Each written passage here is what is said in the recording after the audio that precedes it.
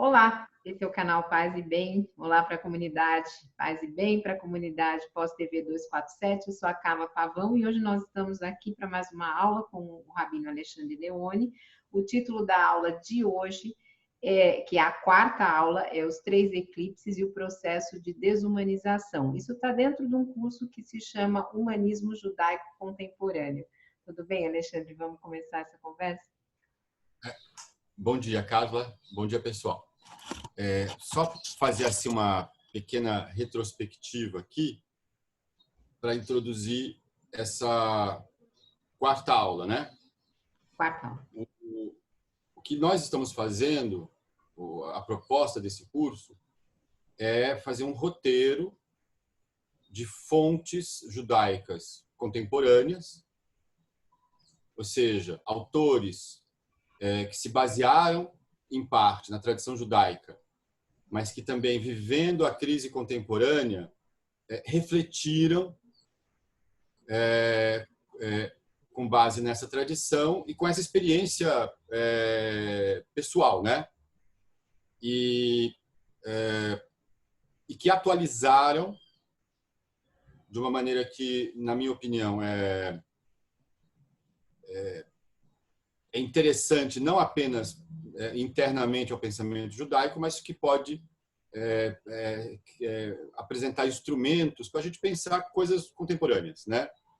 Ou seja, de algum modo, essa atualização que eles fizeram, o Abraham Joshua Heschel, Emmanuel Levinas, o Walter Benjamin, o Martin Buber, né? O Horkheimer, de algum modo, Horkheimer menos, né? Mas esses outros, de algum modo, fizeram aquilo que o Michel Levy aponta em Redenção e Utopia, de terem unido a matriz judaica e o pensamento libertário no século XX, no caso desses autores, né? E fazendo isso, eles nos legaram instrumentos para pensar o mundo a partir dessa experiência, né? Eu diria assim, eles renovaram a relevância do pensamento judaico de uma maneira mais universal, apontaram caminhos humanos, isso é, pensar o humano é pensar o nosso universal, sobre vários aspectos, né? O Heschel, por exemplo, trazendo a noção e renovando a noção do humano como imagem divina e pó da terra, e no sentido de imagem divina, a sacralidade significa, ao contrário do que até escutei ou ouvi na imprensa recente, assim, a sacralidade significa o valor infinito da vida humana, de cada um, pois cada um tem esse sagrado em si, né? O Heschel até fala e escreve, né? Dessa contradição aparente dentro do texto bíblico entre Deus no mandamento lá dizer assim, ordenar, né? Não fazer imagem, mesmo o bezerro de ouro que supostamente era uma imagem de Deus, também é um ídolo, né? Deus não se reconhece em nenhuma imagem. No entanto, contraditoriamente, Deus afirma no Gênesis, o humano é essa imagem. Né? E como é que o Heschel resolve? Entendendo, por um lado, esse valor infinito, e que essa imagem ela tem que ser atualizada em nós. Nós somos chamados, o sentido disso, enquanto antropologia, na filosofia ou na antropologia filosófica do Heschel, é dizer o seguinte: nós somos convocados a ser essa imagem, a expressar no mundo a imagem divina, ou seja, realizar a justiça, realizar a misericórdia, realizar essa humanização. Aí, a gente depois foi para o Levinas. E o Levinas, ele, o pensamento judaico, ele tem uma coisa dialética. Talvez essa dialética tenha começado porque não tinha uma voz maior que pudesse dizer, olha, isso vale, aquilo não. Isso sempre foi, como é que eu vou dizer, dentro do debate que se estabelecia, como você vê no Talmud, por exemplo, mas outras literaturas também, como se estabeleciam o leque, né, até onde esse debate vai indo, né? Que podia ser tão distinto quanto Maimônides e os cabalistas, né, que eram visões totalmente opostas na Idade Média de Deus e do mundo, né? Na época até se odiavam. Porque o debate às vezes pode ser muito quente, né? Sim. Bom, o Levinas, ele traz esse debate para um outro lado. Ele não a ética com o outro não é pelo outro ser o mesmo que eu, porque o mesmo de alguma forma se incorporou no moi, né, no a mim, né, eu, né? Então, tudo aquilo que eu vejo como meu, como parte de mim, não está dentro do campo ético, está dentro de um outro campo, por exemplo, econômico, ou a ideia subjetiva de sobrevivência, ou de gostar de mim mesmo, ou das coisas que eu acho legais, das coisas que a minha cultura, o mundo como eu vejo, acham aceitáveis, né? O Levinas, ele traz esse lado para um outro lado, que é o lado onde você tem uma primeira experiência, ele ressalta, de transcendência, que é o outro, né? Apesar de termos muitas semelhanças, né? A começar, geneticamente somos todos o mesmo, né? Mas assim, no entanto, o reconhecer o outro como uma alteridade, e aí, no caso, ele dá o exemplo do estrangeiro, aquele que não compartilha traços culturais fundamentais comigo, né? Mas ao reconhecê-lo, né? Ao me abrir a ele, e esse abrir não é aquele encontro bonitinho do Buber, é alguma coisa que até me incomoda, né? Mas ao perceber o rosto dele, e no rosto tem essa coisa, o rosto é um espelho, mas o rosto é o outro. O rosto é um espelho, não apenas, como é que eu vou dizer, de mim mesmo. O telefone tocando aqui. Bom, o rosto é um espelho, não apenas de mim mesmo, mas o rosto é a imagem divina espelhada nesse outro, né? E Deus é a suprema alteridade, é a suprema transcendência. Então, esse outro, ele é recebido, ainda que me incomode, justamente no seu status de outro, ou seja, naquilo que ele tem que não pode ser abarcado por mim mesmo. Então, ele vai num caminho até distinto do Heschel. Não é o que temos em comum com o divino, que todos temos, mas esse em comum com o divino é uma suprema alteridade em Levinas.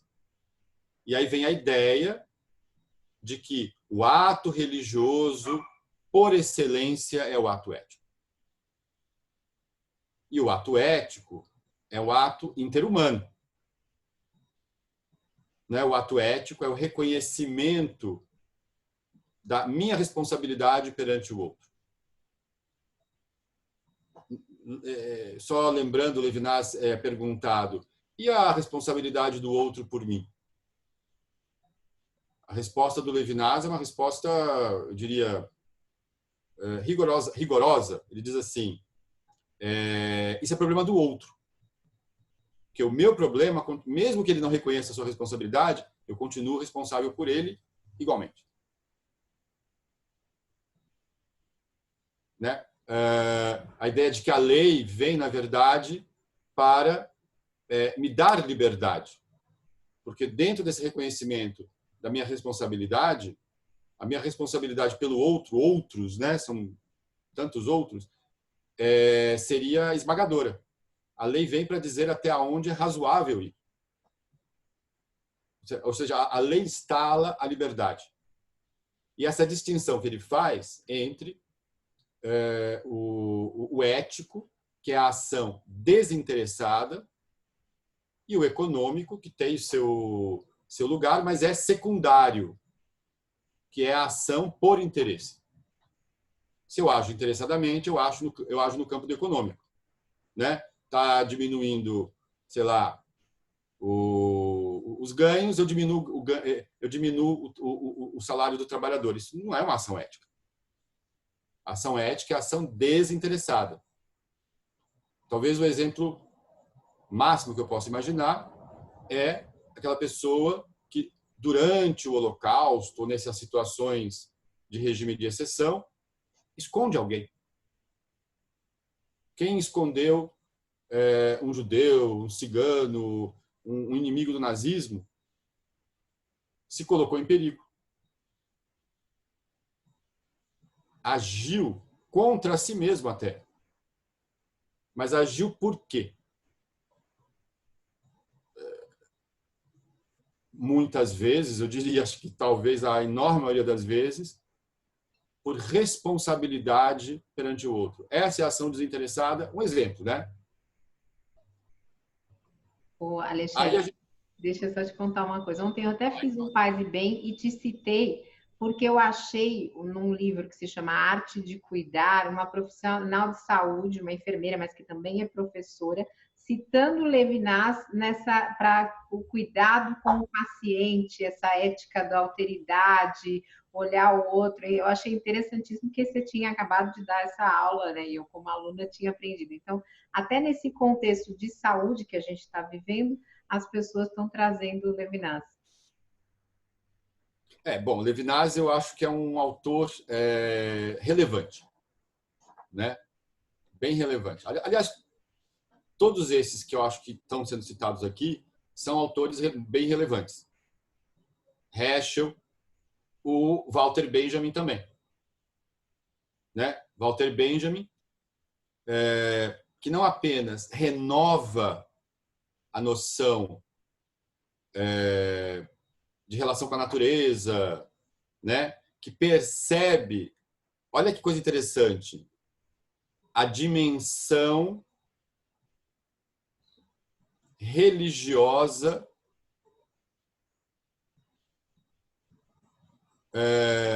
da sociedade técnica. Não no sentido positivo. Né? Ele percebe que a experiência cósmica, de algum modo, foi colocada em segundo plano, e esse colocar a experiência cósmica em segundo plano mudou a relação do ser humano, como é que eu vou colocar? A relação civilizatória com a Terra. Né? A experiência cósmica nos diz que herdarão a Terra, segundo Benjamin, os que viverem das forças do cosmos.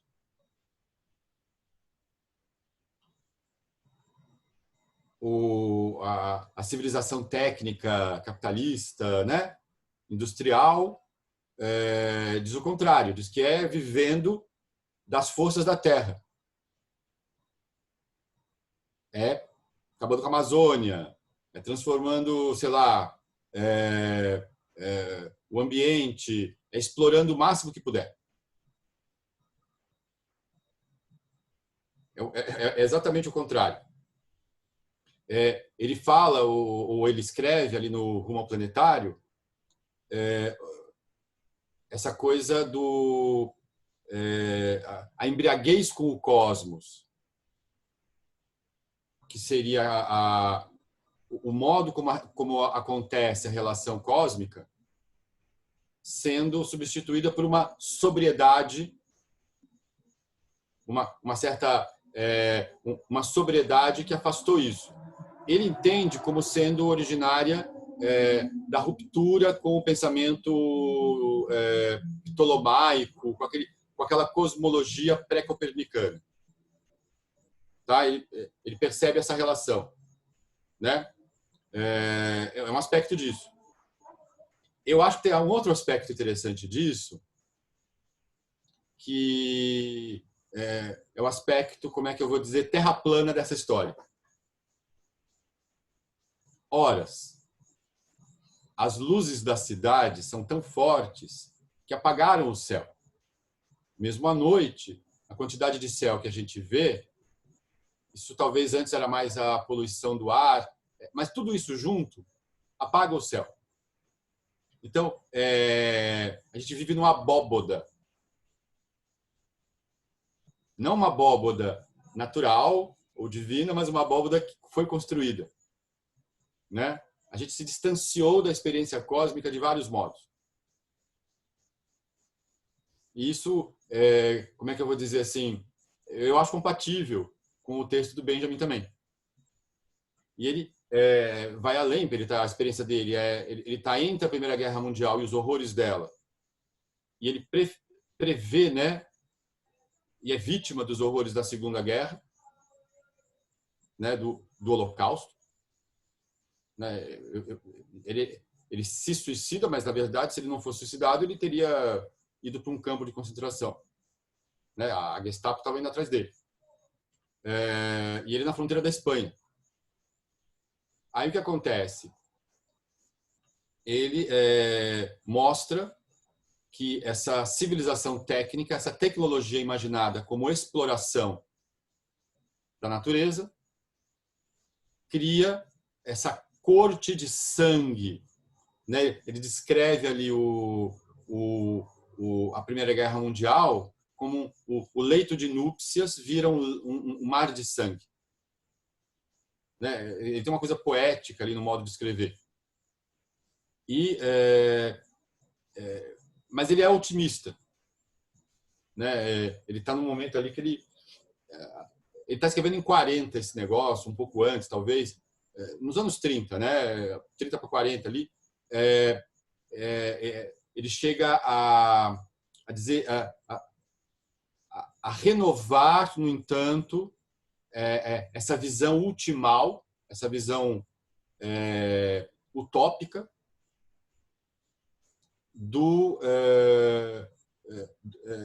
desse humanismo judaico, né? Quando ele coloca o seguinte, que a evolução do Homo sapiens tem chegado ao seu final. E, porém, contudo, a da humanidade está apenas no seu começo. A leitura que eu faço disso é uma leitura pegando Hegel, né? O Homo sapiens tem sido, ao longo desses 200 mil anos, mais, né, desde que o gênero Homo existe, ou pelo menos o Homo sapiens como espécie em si, não necessariamente para si. Muitas vezes não reconhecendo outros Homo sapiens como participando da mesma humanidade.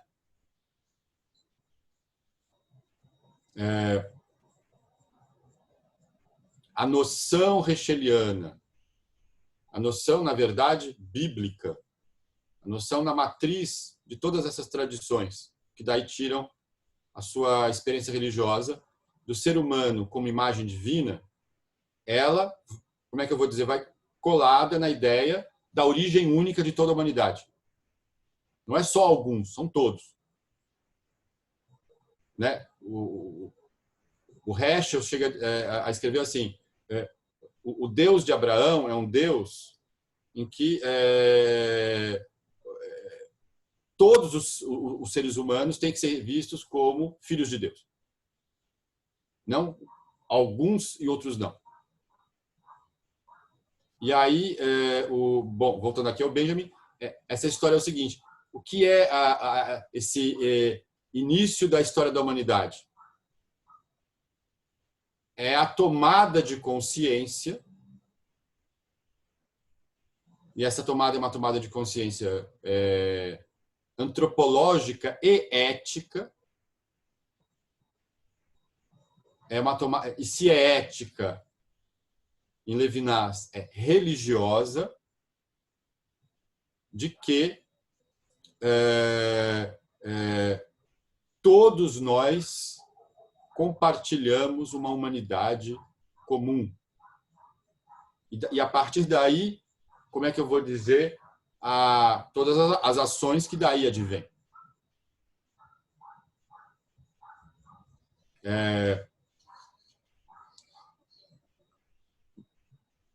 Eu acho muito positiva muito positiva no sentido assim, de muito otimista essa frase.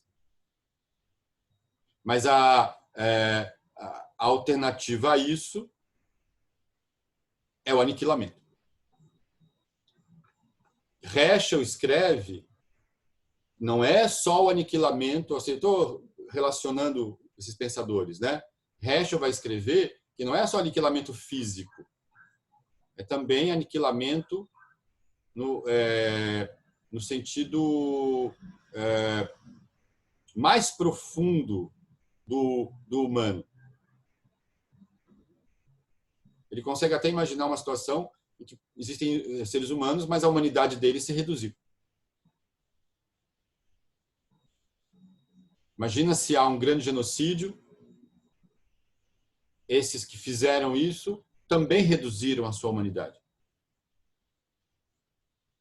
Mesmo que eles sejam sobreviventes ali. Então, bom, no meio disso você tem, acho que todos esses pensadores, mesmo antes, mas principalmente os que sobreviveram, no caso Heschel, Levinas e Buber, você tem o Holocausto, você tem o genocídio como experiência vivida, né? E essa experiência, ela é a experiência da desumanização radical, de ser vítima da desumanização radical, de ser vítima da despersonalização, da banalidade do mal, de uma ação aparentemente impessoal. Um Estado vai lá, organiza a sua burocracia para matar a gente. Não um, né? Teve vários colaboradores, entre Estados e indivíduos dentro e fora do regime nazista, né? Mas muita gente. Eu vou dar um exemplo para você. Tem duas ilhas que eram ligadas ao... Não são parte do Reino Unido, mas são parte da coroa britânica. As chamadas Ilhas do Canal. Jersey e Guernsey, né? E elas são mais próximas da França. E elas foram ocupadas. E chegou uma ordem para a polícia pegar os judeus que estavam lá e mandar embora. E eles fizeram. Eles foram lá e fizeram. Eles não chegaram, manda avisar a pessoa para ela se esconder. Não, eles foram lá e fizeram. Fizeram por medo, fizeram por antissemitismo, fizeram, e essas pessoas de fato foram eliminadas. Foram mandadas, tá entendendo? eles colaboraram. Bom, esses autores que têm essa experiência, isso é transformadora, porque isso mostra a urgência da questão humana em nossos tempos. E, no caso do Levinas, do Heschel e do Buber, essa experiência vai ser muito importante no pensamento que eles vão elaborar. E uma elaboração que cria vários instrumentos para a gente entender esse momento. O Levinas, ele escreve aquele, não é enigmático, mas é ao mesmo tempo num tom de tristeza. Pelo menos assim que eu leio. Que ele é partidário de um humanismo que ou já caducou, parece coisa de romântico, sei lá, uma coisa, né?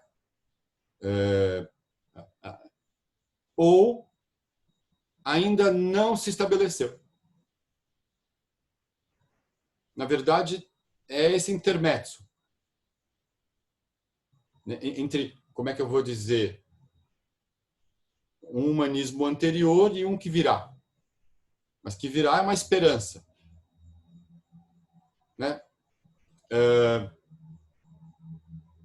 Esse momento que bem poderia ser, bem poderia não, que é caracterizado por Heschel como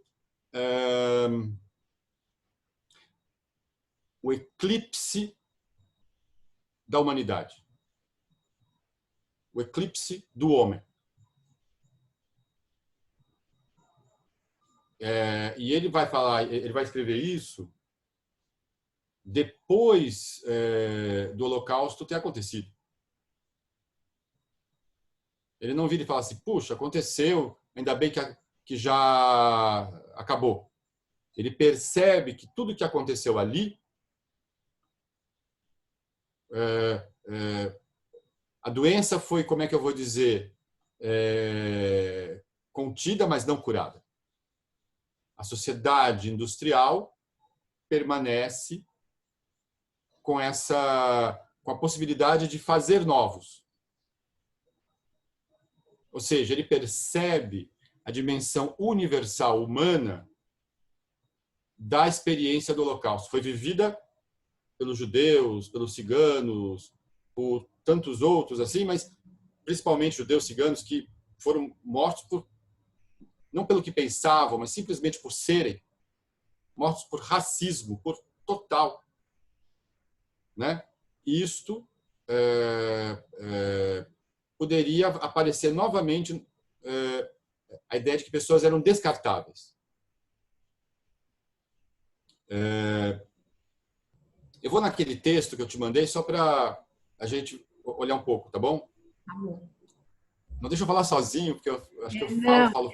a hora que você começou a falar na banalidade do mal, eu imediatamente pensei na Hannah Arendt, né? E no julgamento de Eichmann. Ela foi inspirada de alguma forma por essas teorias?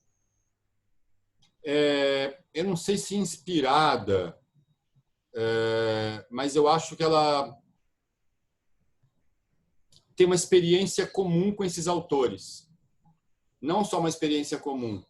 Se você notar, Levinas menos, mas eles vêm de uma área cultural alemã, né? A experiência de ser judeu na Europa durante o nazismo. Né? Eu acho que isso é uma experiência. E também, eu diria assim, de terem neles uma matriz que seria uma matriz ligada à crítica social, ligada ao pensamento libertário, né? Ligado às fontes humanistas da sociedade ocidental. Então, eu acho que há essas questões aqui, mas a banalidade do mal dela tenta desvendar os mecanismos profundos dentro da sociedade que vivemos que levam com que isso aconteça. Né? Porque senão você pensa que é um monstro e não que é uma pessoa comum que pode ser o seu vizinho. O que a gente tem visto é que o fascismo, né? Tem um outro autor interessante, o Max Scheler, que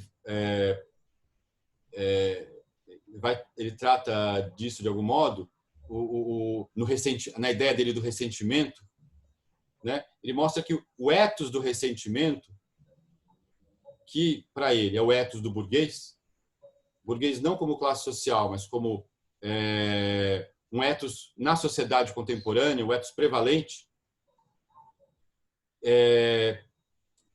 ele é antissocial e, ao mesmo tempo, vive se comparando com o outro. E isto gera ressentimento, e esse ressentimento está na base do fascismo. Né? Porque bom, eu volto nisso, mas deixa eu só fazer aqui uma coisinha.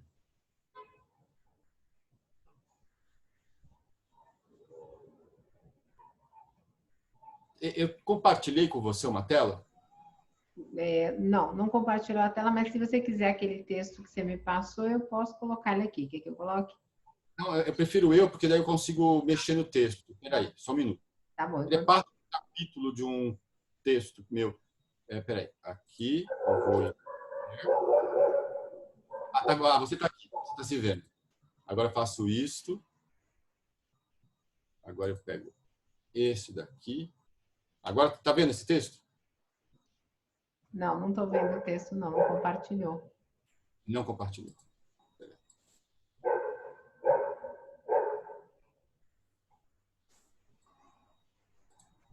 Agora foi. Não. O Heschel, ele tem um texto que aparentemente é um texto meramente, como é que eu vou dizer, religioso, que é o Shabat, né? Mas ele não fala exatamente as regras de como viver o Shabat. Parece um texto mais poético, mais inspiracional sobre o Shabat. Só que o título é o seu sentido para o humano moderno. E aí ele fala o seguinte, que um dos etos da sociedade tecnológica, da sociedade industrial, da sociedade capitalista, né, é a ideia de dominar o espaço, dominar as coisas que têm, assim, o ter coisas é dominar coisas que são espaciais, né? E que justamente o significado, a vida não é isto. A vida, na verdade, é tempo. Vida é tempo.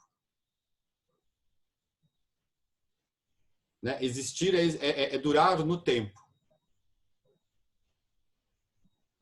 E nesse sentido, o Shabat ele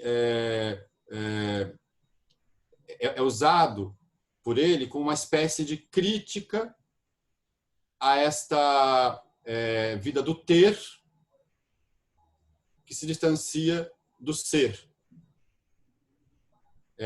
Na medida que o Shabat é um templo no tempo. E um momento em que a gente o fazer coisas é deixado de lado. É o tempo de refletir, é o tempo de rezar, é o tempo dos casais ficarem juntos, né? O Shabat, na tradição rabínica, é um dia erótico, né? É o tempo de comer, é o tempo de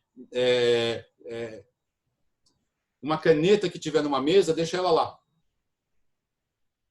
Você não vai realizar outras ações a não ser essas ações e se reunir. E, nesse sentido, é um fôlego que se toma para perceber o tempo, mais do que o espaço. Seria quase um tempo de estar junto, consigo mesmo, com Deus, juntos, de todos esses estares. É o tempo do encontro. Né? E aí o que acontece? De deixar a natureza seguir seu curso, né? E assim vai. E ele chega a dizer o seguinte, que a sociedade moderna está precisando de Shabat. Está precisando de Shabat. Está precisando dar uma parada.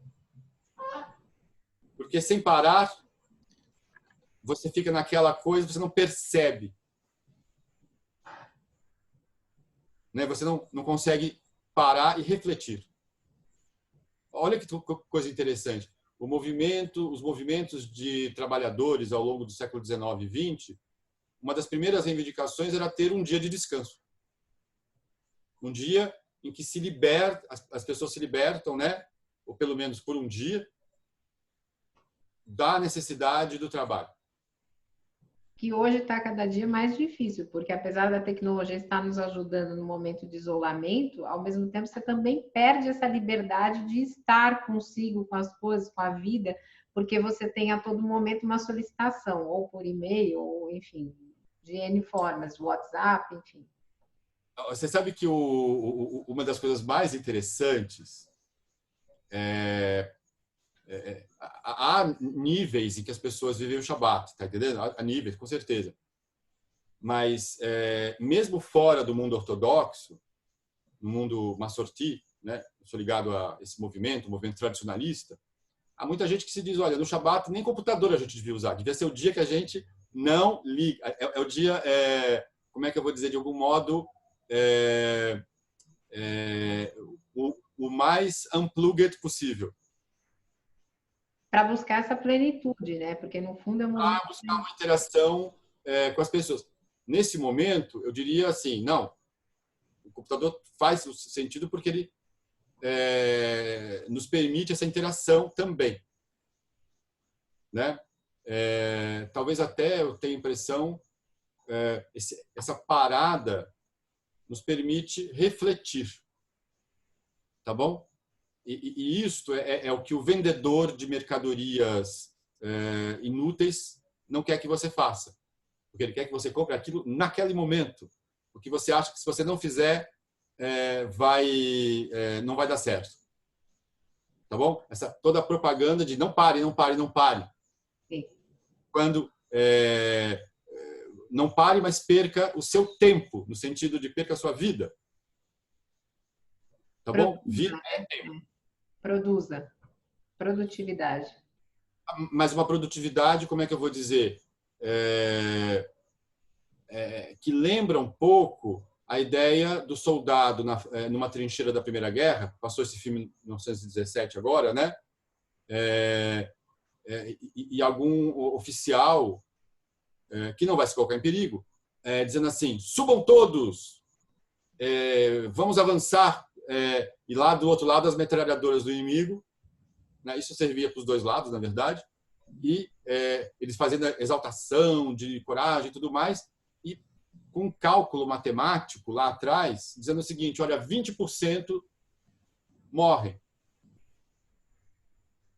Tantos nas primeiras rajadas, tantos na segunda, mas quantos chegam? Está entendendo? Nesse sentido. No sentido da vida humana ser retirada da sua infinita preciosidade. 20% dá para descartar. Hasve Halila, né? Deus nos livre.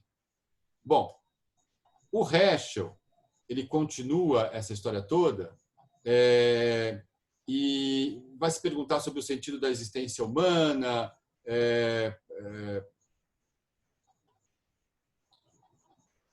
onde é que está o que eu queria pegar aqui? Bom, e ao pensar sobre o sentido da existência humana, opa,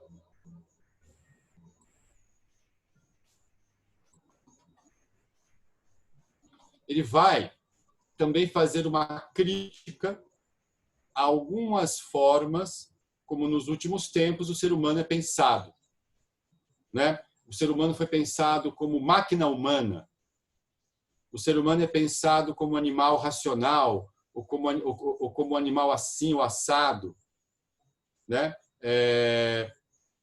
E Heschel é muito crítico a isso, porque ele fala assim, toda forma de definir o humano termina sendo, porque nós temos uma essência muito plástica,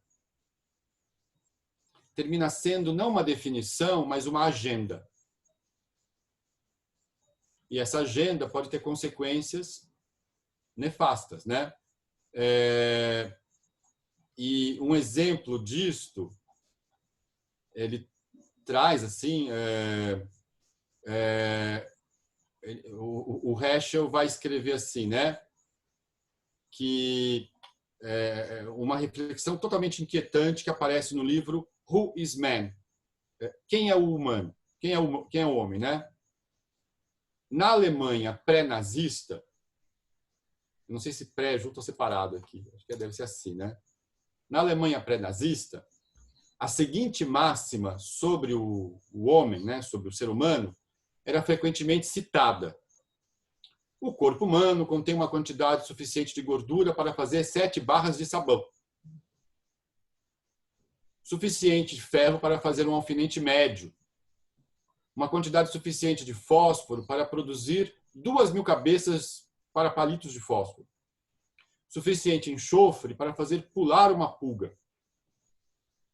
Olha, então isso aqui é a máxima que era citada na Alemanha antes dos nazistas chegarem ao poder. É como se fosse um ser humano, quanto elementos químicos é o ser humano, assim, reduzindo o sentido do humano a uma coisa, a insumos produtivos, digamos assim. Aí ele reflete. Talvez haja uma conexão entre esta máxima e o que os nazistas realmente fizeram nos campos de extermínio. Fazer sabão de carne humana.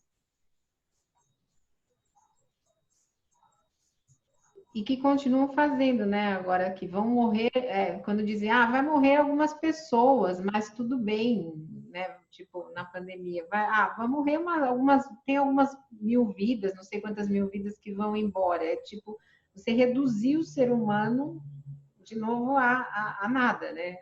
Olha, tá tudo bem, né? Vai morrer, mas tá tudo bem. Mas é a mesma lógica do 20% dos que saíram da trincheira no ataque também vão. É uma lógica, como é que eu vou dizer? É uma razão instrumental. Tá bom. Né? A razão instrumental, pensando no Horkheimer, né? Naquele, o eclipse da razão, que a gente vai chegar nisso. Tá bom? Como é que eu vou dizer? O Heschel diz o seguinte, a liquidação do autoentendimento do homem, né, termina sendo, liquidando o autoentendimento, você conduz à autoextinção. Sempre, o tempo todo, é o ser humano que é o valor máximo. Se isso não acontece, como é que eu vou dizer? As consequências, especialmente numa civilização como a nossa, são nefastas. Né? Eu acho interessante que o Heschel vai ver este mundo que ele fala pós-Auschwitz e pós-Hiroshima, ou seja, as duas grandes ícones da do genocídio em escala tecnológica e industrial. Olha até onde chegou.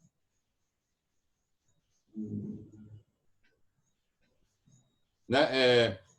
E dito pelo Heschel, cuja família foi morta em Auschwitz, mas que estava lá nos Estados Unidos quando lançaram a bomba, ou as bombas, isso tem um peso. Não é um outro falar. Uma pessoa que vive isso em primeira pessoa, né? E Heschel fala... olha a frase que ele fala no eclipse da humanidade. Nós vivemos uma época de eclipse, uma época que, de alguma forma, a humanidade é eclipsada, né? Tem alguma coisa na frente dela, a gente não consegue ver. Ela se escurece. Ela fica fora de foco, ela fica por trás de algo, né? Na Idade Média, escreve o Heschel, os pensadores tentavam encontrar provas da existência de Deus. Hoje parecemos buscar provas da existência do homem. Pensando naquela frase do Brecht, né? Que tempos são esses em que temos de defender o óbvio? Sim. Né? Então, isto Heschel chama de eclipse da humanidade. Né? A inabilidade dos modernos, a inabilidade dos contemporâneos, melhor dizendo, para perceber a relevância do humano. E aí o que acontece? Eu acho interessante isso, porque isso dá um sentido de urgência muito grande no pensamento hescheliano. Ele não está apenas chorando o Holocausto, ele está refletindo sobre isto e ele percebe que tudo isto tem um sentido humano muito maior. Que o crime contra a humanidade,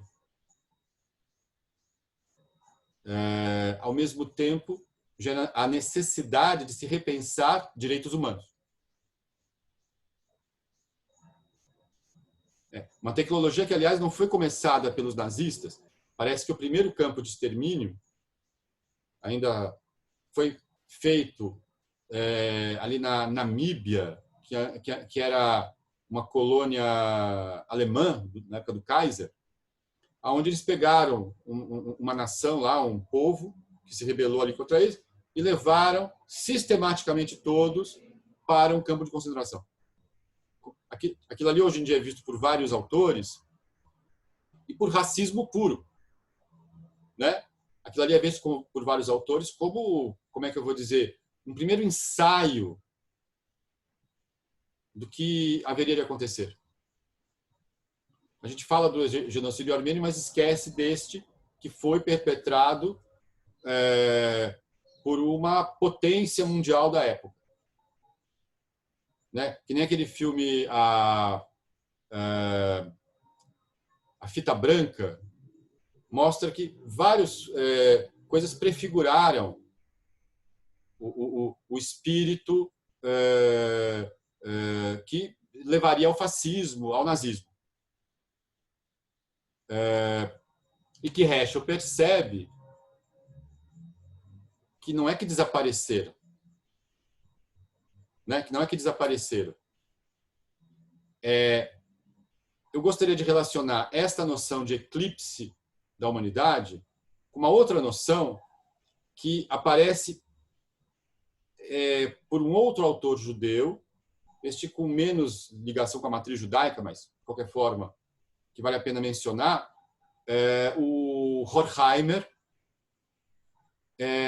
quando ele escreve acerca, na verdade, durante o período do nazismo, o livro é publicado é escrito em 41, mas acho que é publicado em 47, o eclipse da razão. Né? Tem uma coisa que eu queria abrir, que é só um... Aqui dá para ver?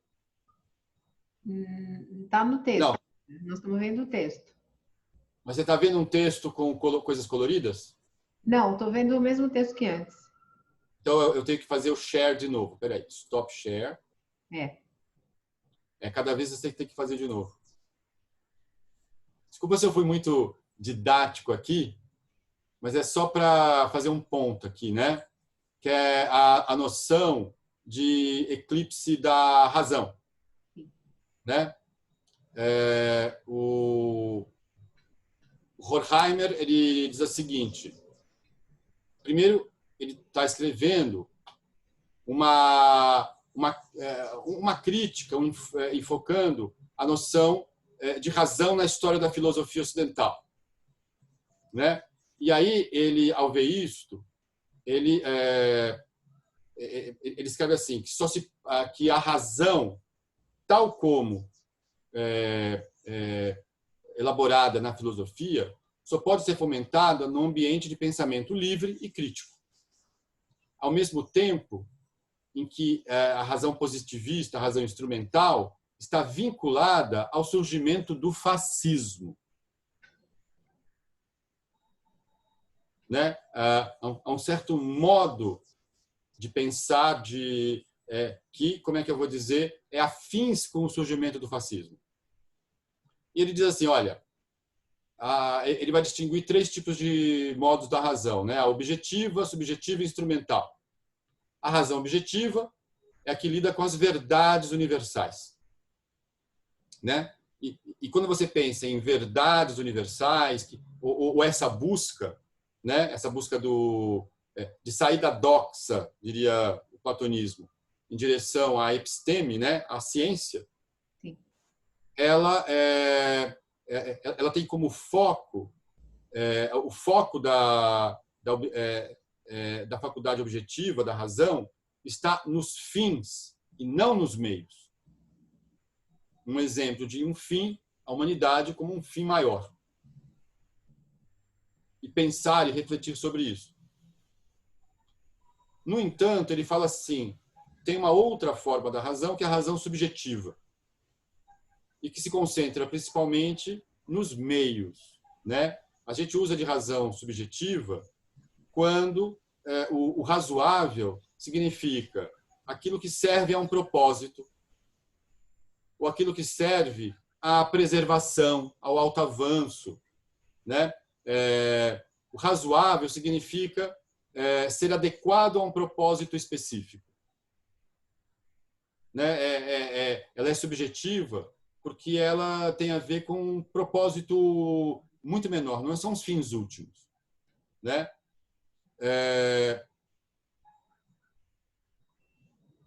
E isto lhe serve para desvendar o mecanismo da chamada ideologia, de como essa razão é usada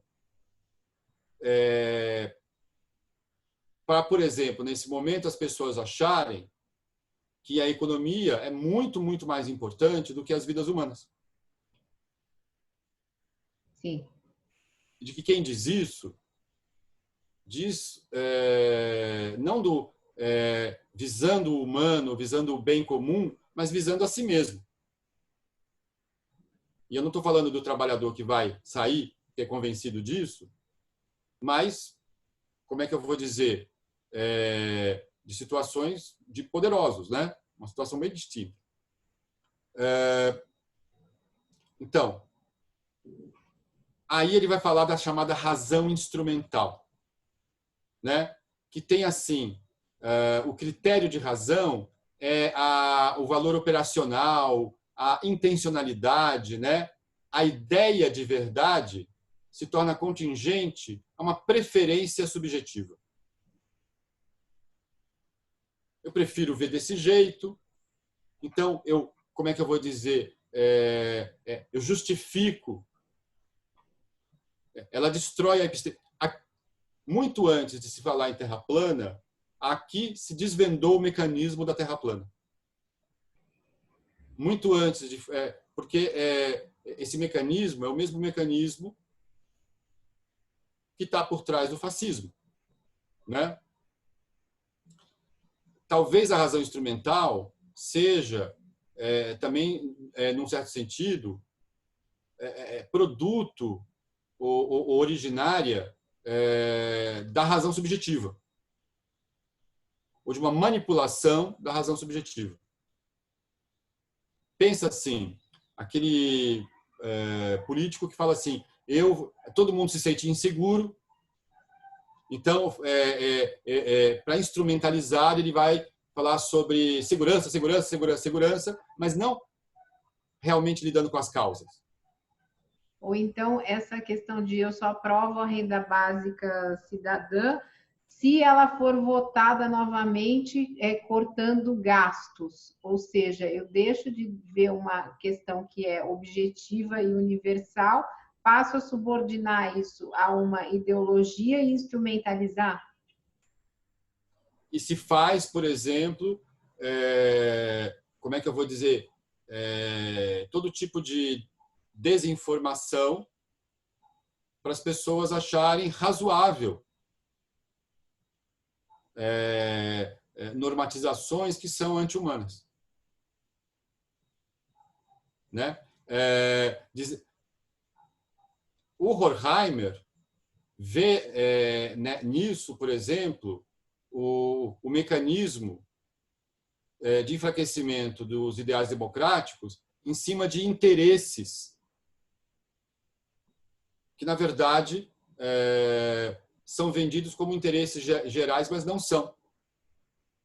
Né?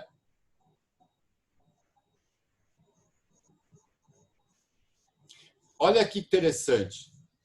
Quanto mais interessa a preocupação de um indivíduo com o poder sobre as coisas, mais as coisas o dominam. Isso aqui não é um texto que tenha origem assim, evidente na tradição judaica, apesar de Horkheimer ser um judeu. Não tem essa referência aparente. Mas isto daqui é uma referência direta à crítica da idolatria que aparece nos profetas, que é o quê? A pessoa servir as coisas que ela cria. Que está em, como é que eu vou dizer? Está em Marx também. Né? Em vez da pessoa se ver como autora, ela se vê como serva do que ela produz. Né? E, no final, eu achei esse texto interessante, porque, assim, se por iluminação e progresso intelectual queremos dizer a libertação do homem da crença supersticiosa das forças do mal, dos demônios e das fadas, no destino cego, em suma, na emancipação do medo, então a denúncia do que atualmente é chamado de razão é o maior serviço que podemos prestar. É a razão instrumental que leva, por um lado, a terra plana, né? Como é que eu vou dizer? A teologias do sucesso, mas, por outro lado, é essa razão instrumental que está por trás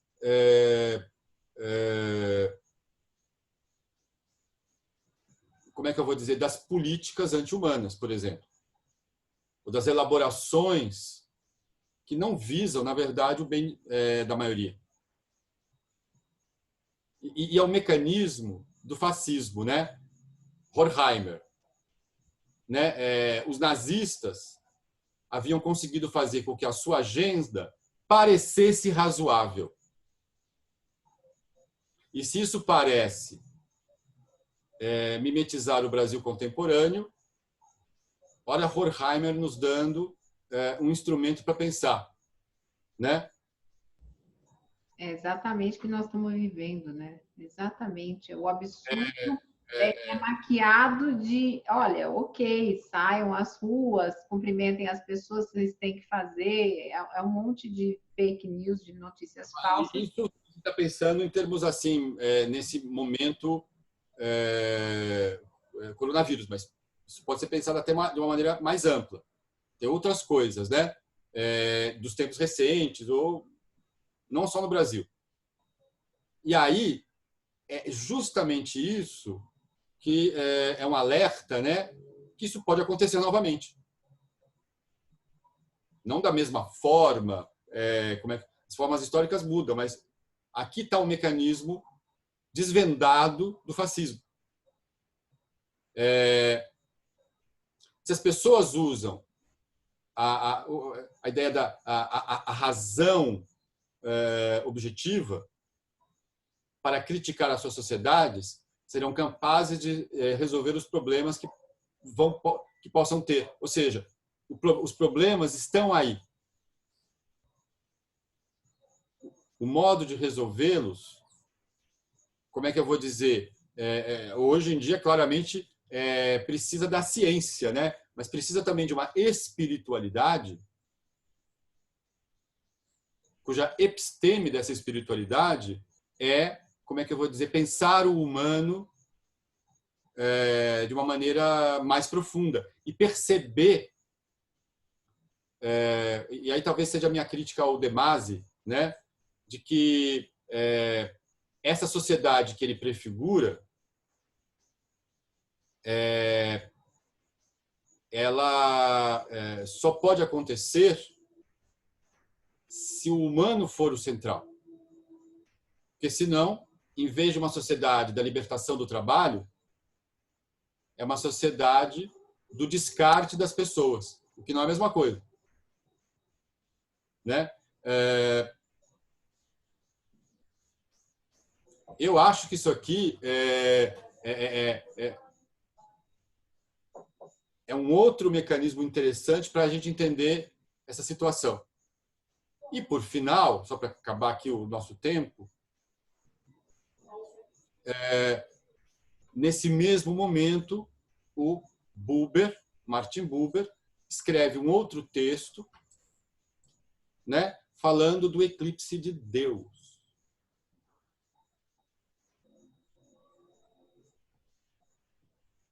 Percebendo essa época como uma época Niilista? Então, não é só o niilismo, acho que o niilismo também, mas o que eu, de algum modo,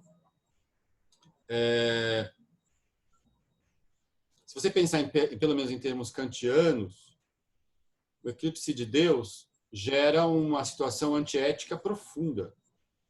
Porque em Kant, por exemplo, ele diz assim, não dá para provar que Deus existe ou não, né? Kant, né? Mas Deus deve ser postulado na razão prática, no sentido de suprema questão ética, moral.